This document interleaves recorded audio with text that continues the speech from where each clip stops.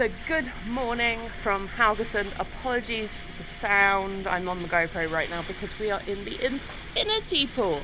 Now, from the back of the ship, I'm not going to lie, the view ain't great. But from our room on the front of the ship, the view is way, way better. So I'm looking forward to showing you when we get off the ship. But look, we've convinced them. Charlie and I have convinced Mum to get in the pool. Hello! I'm in the infinity pool. I don't know why Charlie's foot is just out. I think the only reason I'm here is fear of missing out. I'm stretching a leg. Yeah, we'd all agreed to do this, and then she chickened out this morning, and then when I've got FOMO. So, yeah. But we've done this. It is currently... What time is it? It's currently 9:15. Where's our... Can you see that we're going Hang on. Up there. It's currently 9:15 in the morning, and to get here we did walk through the buffet because we are currently on deck 16, I think. So to get to the pools at the back of the ship, we did have to walk through the buffet because our room is at the front. And let me tell you, that buffet, 9:15 in the morning, packed, absolutely packed. So for me personally, with all my anxiety and stuff, I immediately turned to my sister and was like, I'm so glad we have breakfast in the Epicurean. From her past experiences, she said the Keys, which is a included breakfast as well, is much more chill. And the Keel and Cow, which is a paid for breakfast, is also a bit more chill. So, yeah, just some tips if you're getting breakfast. And you're in a... It is nice, and it's nice being nice. Well, not as sweet. So, yeah, this is really nice. This pool is way warmer than I thought it was going to be, and the sun is out. We saw this as our opportunity to get in the infinity pool because at the other times we're either busy or we can see from below when we get on the ship that it's busy. So, yeah, we were like, we're going to take advantage first thing in the morning before we get off the ship. So that is what we've done. Did it feel like it clicked? Mm-hmm.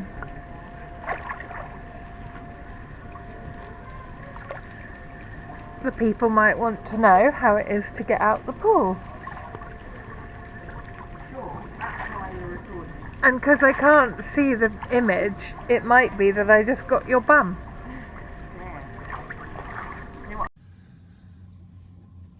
So this is the actual view we have from our suite. So you can see it's way prettier on this side than it was on the other side of the ship.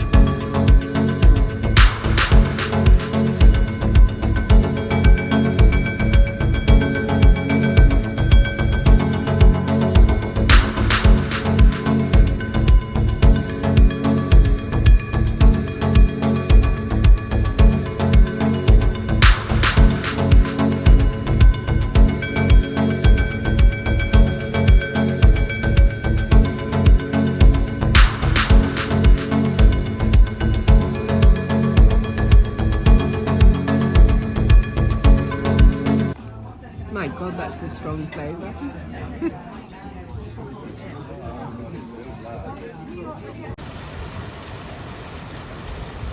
This is apparently the most famous statue in Haugesund, the fisherman.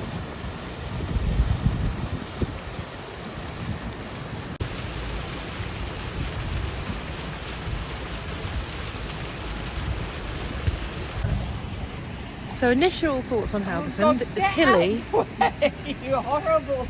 Oh, it's hilly, but it's absolutely gorgeous. Really, really lovely. It's just, I mean, look at it.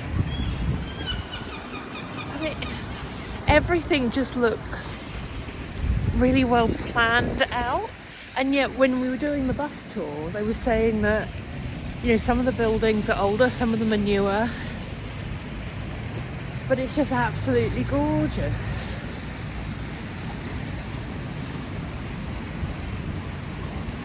Gonna get a closer look at that statue now. So this water here is running right round all the way up to them pointing out to sea. That's amazing. Look at them. They're loving life.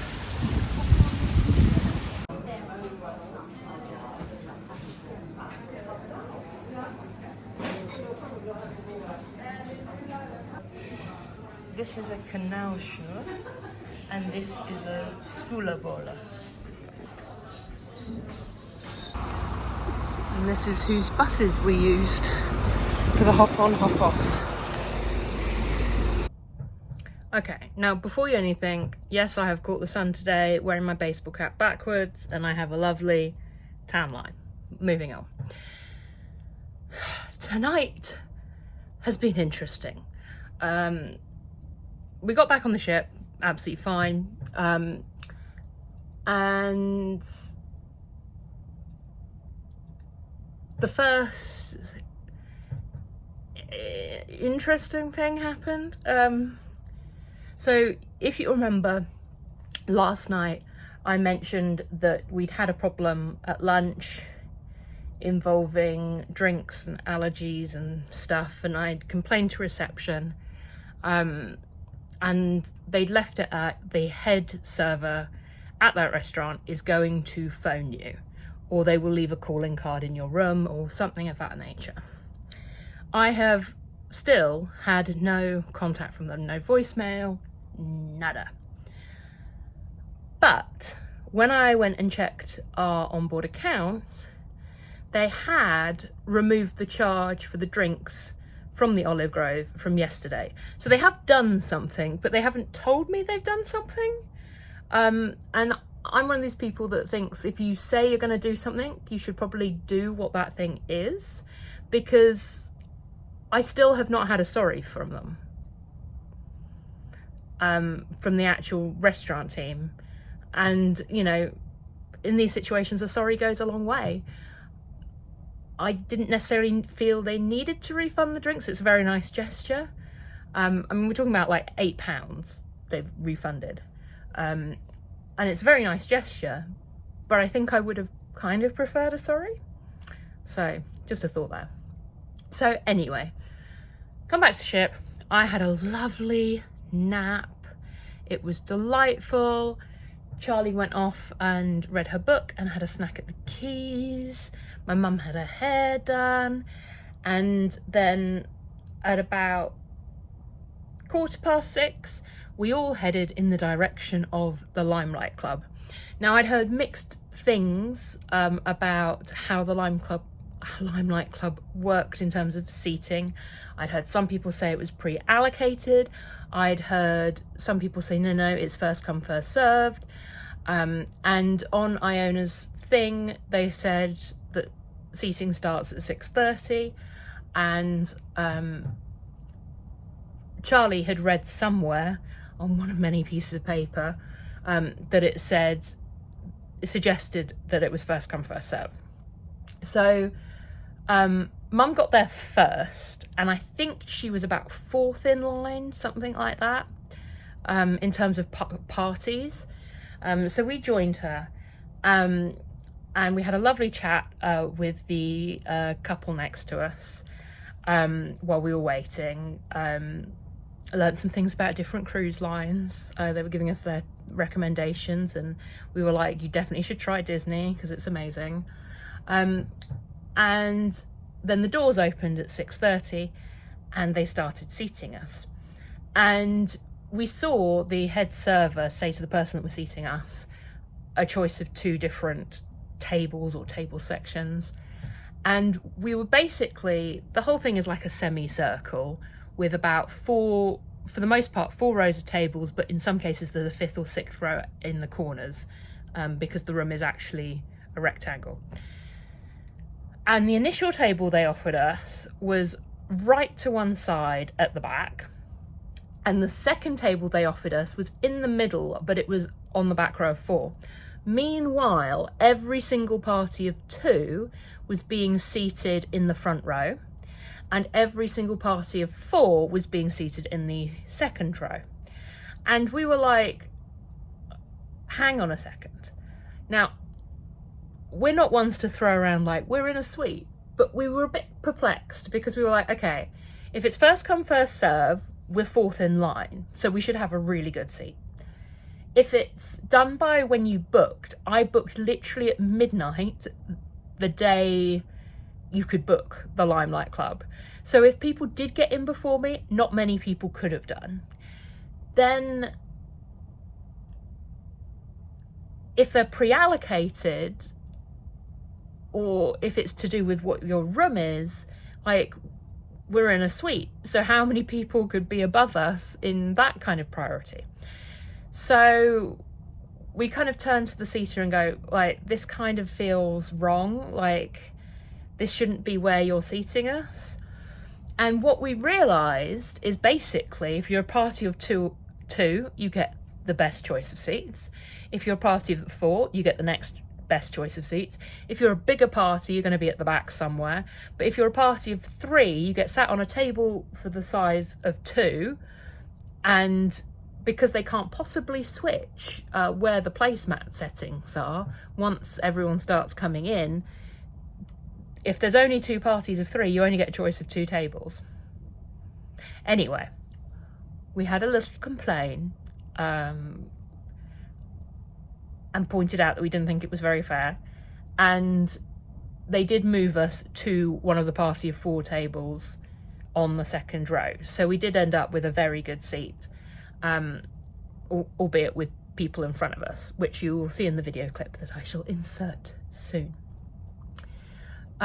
But before we get to that, we did have some service issues again at the start of the meal. The way the Limelight Club works is they sit you down, they very quickly, as people are being sat down, start taking their drinks orders, kind of row by row. They start getting your drinks to you, and then someone's coming row by row taking your food order, and then again very quickly the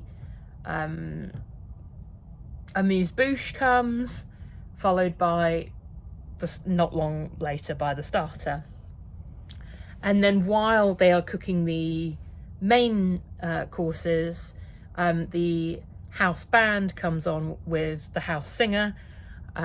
They perform maybe like 4 songs. Then the mains arrive. There's a Q&A in there with the special artist, which in this case was Gareth Gates. And then at 9 o'clock, give or take, the main artist comes out to perform. So after yesterday's debacle, I have been really on edge about when I order a Coke and pointing out that I want the bottle of Coke, not anything else. And so when the drink server came round, I was like, bottle of Coke? And he's like, yeah, regular or diet? And I'm like, no, the bottle of Coke. And he's like, yeah, regular or diet. I was like, okay. Yeah, regular. And then our server came to take our food order, and Charlie and Mum ordered first, and they were getting the lamb, and then I ordered the beef, and he said, do you want it medium or well done? There was no, it wasn't done in a kind of like, how do you want it cooked way. It was, do you want it medium or well done? And I said, can you cook it lower than a medium? And he went, yes. And so I went, rare. And then he went, medium rare. And I went, no, rare. And he went, okay, and nodded, and then went off. And also this whole time, he kind of looked like everything was a little bit of an inconvenience, like he was kind of phoning it in a bit. And we're like, okay. And the more we thought about it, the more we were like, we think he's put it through as medium rare. Oh, Mum's coming back into the room. So yeah, we called him back over and we're like, can we just check it's rare? And then he started tapping things away. So it was very obvious he then changed it to rare. Anyway, my mum's appetizer came and it looked a little dodge, the salmon in it. So she immediately got up and was like, right, that's it. And had a chat with the head waiter, who was immediately in let's turn that frown upside down mode, and he was like coming up and apologising, coming up and checking how every course was going. Like, if we wanted something, it was done like that. It was crazy and almost a bit to the extreme, but it was very nice, and we did thank them afterwards for kind of sorting everything out. But the guy, when he put my steak down, did make the point of going, rare steak. And I'm like, yeah, okay. So anyway, the food on the whole was delightful, apart from that little salmon issue. But I will say the desserts weren't great. I basically had me and Charlie basically had a spoonful each, and we're just like, no, this is, I got something on my teeth again. Oh my God. We basically were like, this dessert is not for us. And the other dessert didn't appeal to us either. So it was just one of those things. There's nothing much they can do about that. And then we obviously had the interactive bits in the middle. I will say the house band and singer were fantastic. I don't know what the name of the vocalist was, I'm afraid, but I shall insert a clip here of her singing a little bit from Wicked. I'd sing with a pretty he could be that boy, but I'm not that girl.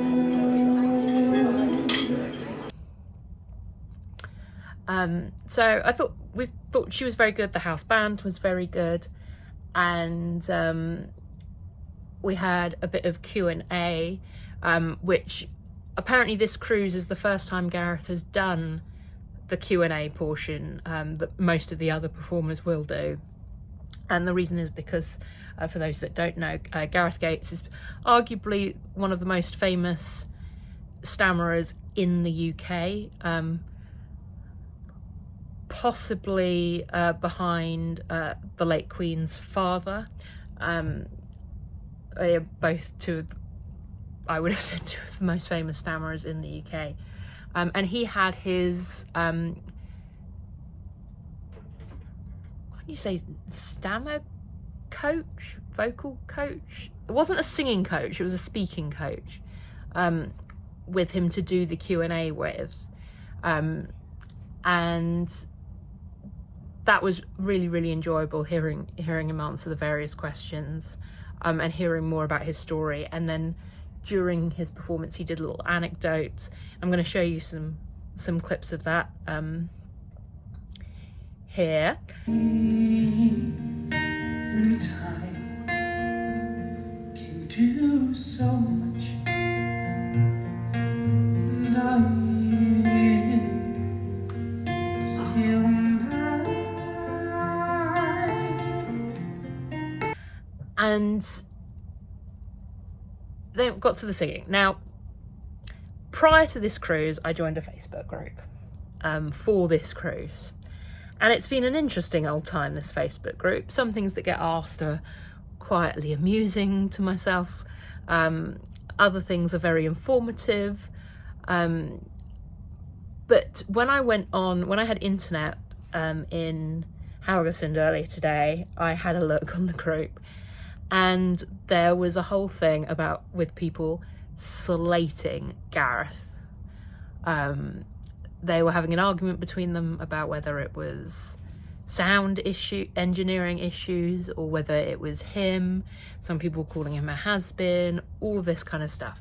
Now, I feel for Gareth, because my mum and dad were on the Avia cruise where he got stalked around the ship, so much so that it hit national news that he was getting stalked around the ship. He is a huge,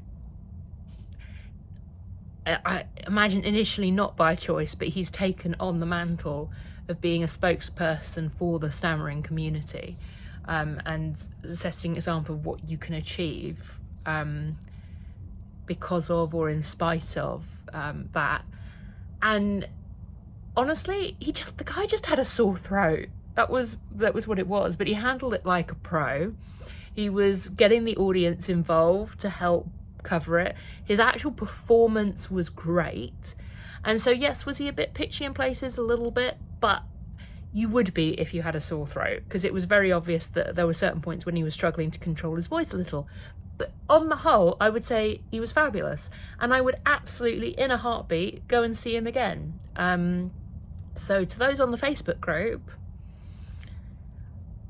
be nicer on the internet is what I have to say to you, because you don't know what's going on with someone. And I thought his whole thing, how he handled himself when he was talking, was fantastic. He came across as a very charming person.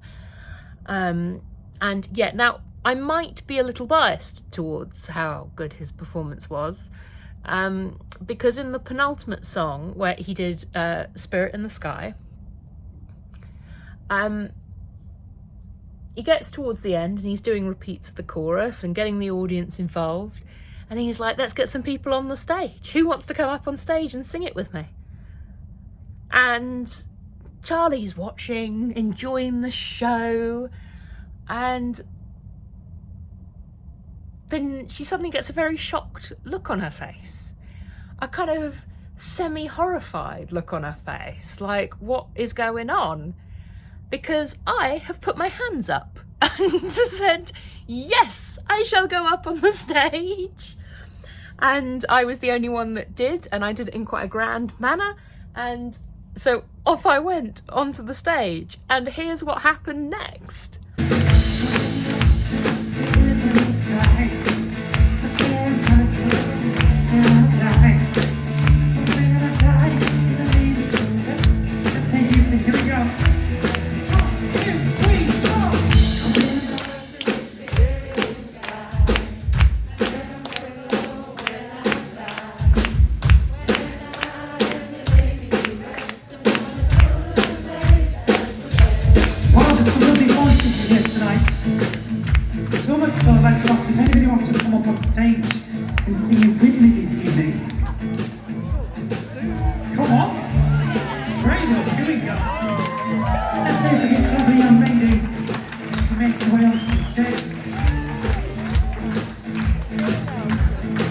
What's your name? Suzie. Suzie. Now, are you ready for this? Yeah. Here we go. 1, 2, 3, 4. Going up to the spirit in the sky. I'm gonna go when I die. When I die and they lay me to rest, I'm gonna go to the place that's the best. Give it up for Suzie, ladies and gentlemen. That was beautiful. Well done. So yeah, I just sang with Gareth Gates, and it was hilarious, and it was fun, and when am I ever going to get to do that again? And how many people can say that they've done that? I mean, 3 people every night on the Iona whenever he performs, but whatever, like, it was a good time. And I think my family was shocked, and I had people coming up to me going, well done, like, you did really well doing that. And I'm just like, I don't know what I was thinking. I came off and I was like,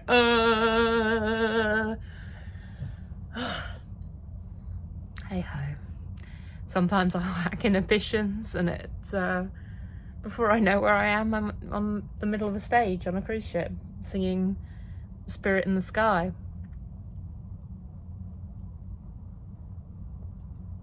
Yeah. So the good news is, as poor as the evening started, it did end very much on a high, and we are all now very much ready for bed. So that is what we're gonna do. So tomorrow is an entirely at sea day, and then so tomorrow's Friday, and then on Saturday we are heading back to Southampton, where we will debark the ship. And we have found out that, again, where we're in a suite, we do still get the option of the Epicurean breakfast on disembarkation day. So we think we're going to be taking advantage of that, because we're desperate to get back to our dog. So yes, tomorrow I know we've got various things planned, including bingo, there's some deal or no deal thing, there's a music quiz, which is not typically our bag for trivias, but we're going to give it a go. You'll not be surprised to hear we're having breakfast at the Epicurean again. Sorry there's not been much variety at breakfast, but we walked through that breakfast buffet this morning, and no, not for me. And when we were chatting to these two guys earlier, they said something similar, and actually their recommendation was to go to the Keys. They said it's much more chill, and it might take a little bit long to get the food, but they're handing it over to you, so there's no kind of like people touching the food on the buffet or anything like that. And they said they much preferred the Keys. So that would be my tip for breakfast, based on their recommendation. So I will see you tomorrow, and yeah, hopefully it will be a good last day on the ship. See you then. And of course, did I film any more? No, I did not. So that was the end of the footage from our trip to Norway with P&O. The last day at sea was, we did the things I mentioned that we were planning to do. They were all very fun. We had another meal at the beach house, which was by far and away our favourite. This is so embarrassing. I've got like Domino's flipping sauce here.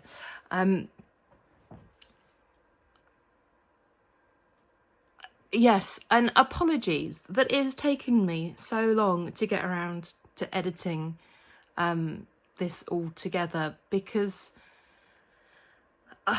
my brain is a crazy place, and you know, look, I'm in my pajamas, sat in bed, having been up since 3 a.m. because I couldn't sleep, so I decided to edit. Such is life. So I'm going to start with what I thought of the cruise, because this was my first experience doing any cruise line that wasn't P&O, that wasn't Disney. And obviously, not surprisingly, Disney is considered, in terms of customer service and everything else, one of the top cruise lines, and it does have a price tag to go with it. I don't know the exact figures, but just for a comparison point, we looked up doing a Norwegian cruise with Disney with a very similar itinerary, and the cost of an inside room on that cruise was more than the suite was for the three of us on P&O. So that gives you an idea of why we were in a suite. We don't normally go in a suite or live the more bougie lifestyle on holiday, but the price difference was such that we were like, do you know what? Treat ourselves. And especially with 3 of us in the same cabin, with my anxiety stuff, I've got to say, having that room service was a game changer, because it did mean that I didn't feel pressure to go into the crowded spaces to get food. As I have said, we had breakfast at the Epicurean every day, and the staff there were absolutely fantastic. Could not have been better, those particular crew members.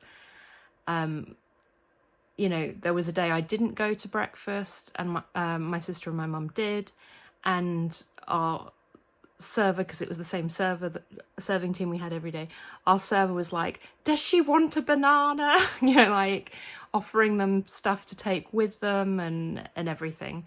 I had a water bottle, and I just asked for like a glass of water so I could fill it up, and he was like, no, I will go and refill your water bottle for you, do not worry. So they could not do enough for us up in the Epicurean. And the same with our room team. We did have a butler, and as well as a room attendant, and they were both absolutely fantastic. You know, I like my drinks cold, so I was asking for like an ice bucket for overnight so I could put ice in my drinks.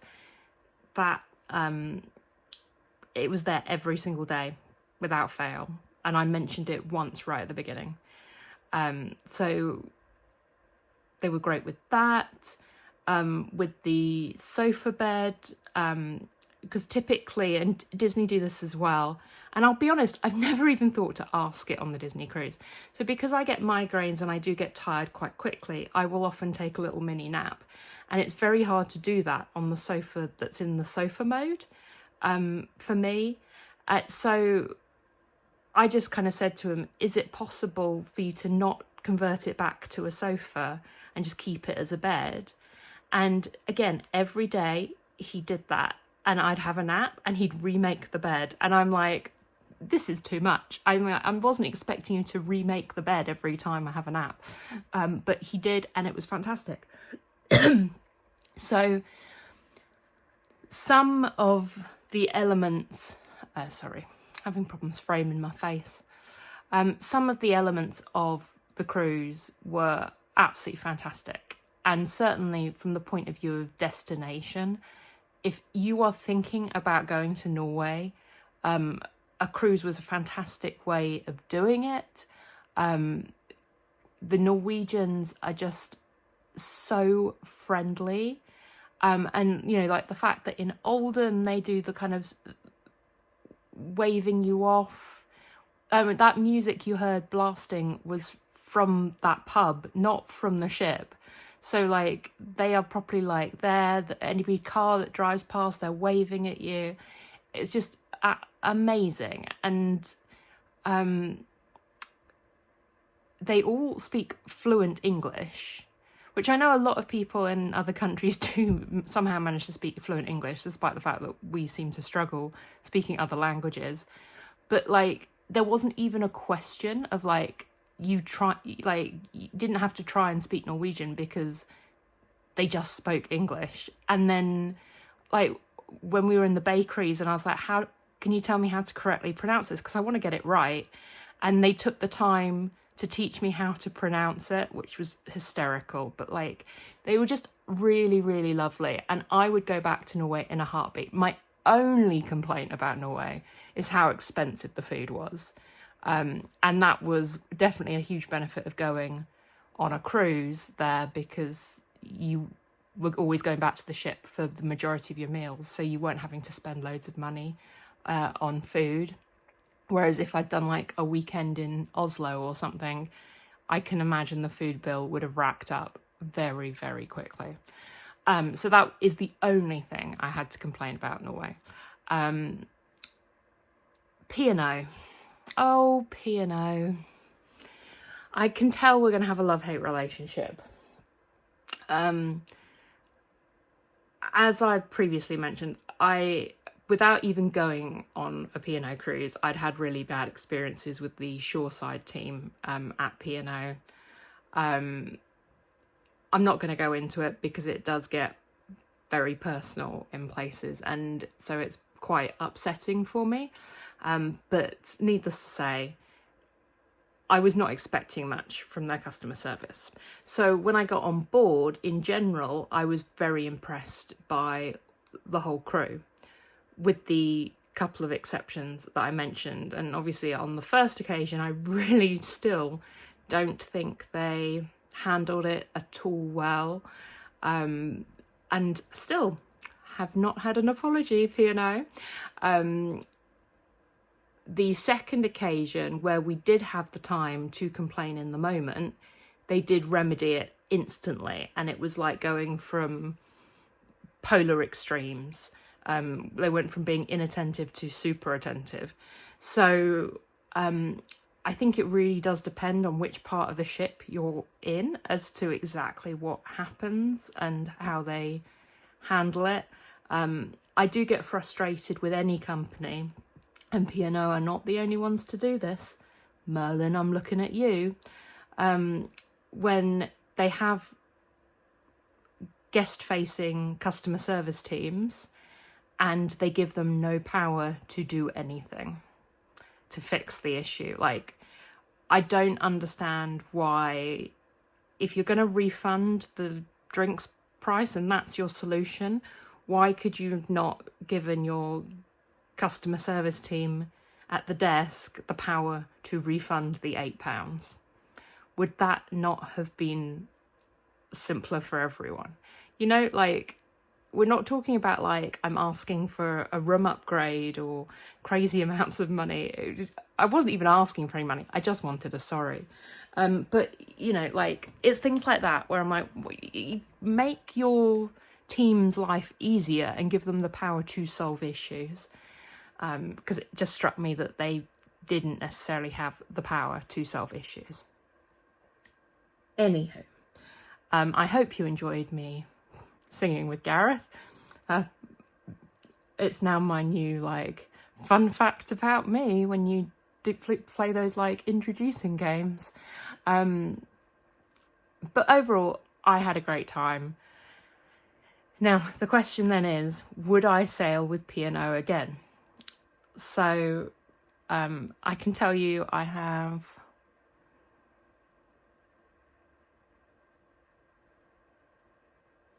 Right. This is going to sound... Having said we're not bougie, like, this is going to sound bougie. We have 5 cruises currently booked. None of them are with P&O.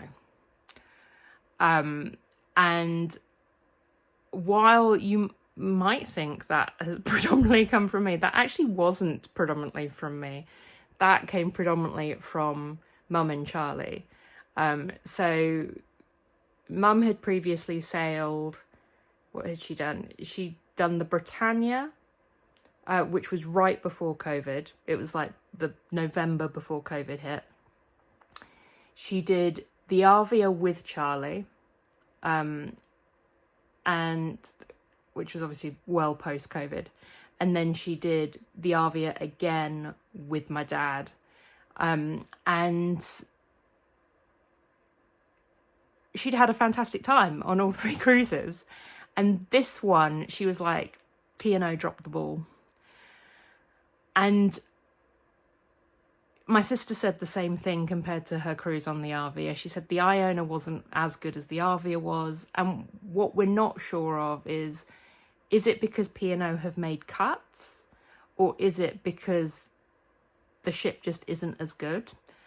I'm inclined to think it's because they've made cuts in places. But I have nothing to compare it to, so I can't give you a for sure thing on that. I wouldn't object to sailing P&O again, but I'm not going to go out of my way necessarily. I think where I would sail with them again is if it was a case of they were going to a destination that I really, really wanted to go to, and the trip was more about the destination than the ship. For me, if you want the cruise to be about the ship, it's Disney every single time, when I compare the two. But would I have been able to afford to go on a 7-day cruise to Norway in a suite if I hadn't been on P&O? No, I wouldn't. So take from that what you will. I hope you have enjoyed this video or videos.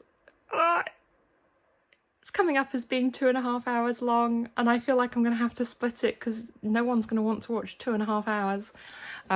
But whether it was one video or whether it was several videos, I hope you enjoyed it. If you did, please consider giving it a thumbs up and subscribing to the channel, where I will hopefully be getting around to uploading more videos soon.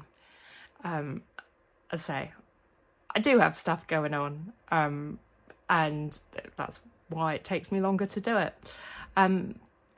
But I hope you enjoy the rest of your day, your week, your month, everything. Yeah, feel free to leave me a comment. I am aware of the sound issues that were going on, particularly with the windier location, so apologies for that. I have tried to do my best with what I had, but funnily enough, I can't go back and re-record the footage to fix it, so there we go. But yes, have a lovely day, and I will see you soon. Bye.